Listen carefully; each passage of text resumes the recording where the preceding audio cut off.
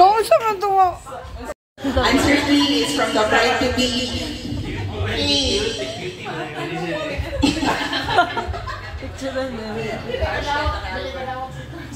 What did Albert wear on their first date? Is it a shirt and short? Is it a shirt and pants? Is it a polo and shorts? Or a polo and pants? What did Albert wear on their first date? Is it the short and shirt?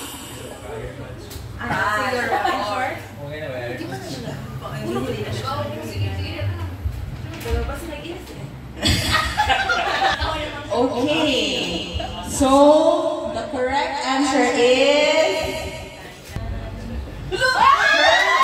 short. It's a white shirt, according to Angel. Okay, the next question. Where did they go on their first date? Yung first official date daw nila according to Angel. Is it the mall? The mountain? Is it the beach? Or is it the park?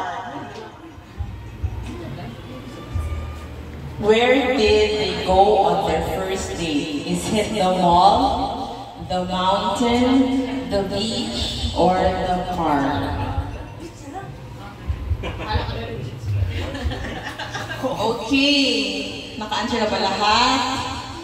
Okay, so the correct answer is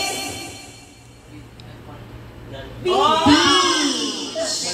Yun yun. Okay, so next. What was the first party they have as a couple? Is it a birthday party?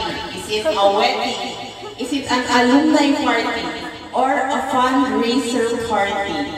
What was their first party they attended as a couple? Is it a birthday party? Is it a wedding? Is it an alumni party? Is it a fundraiser party?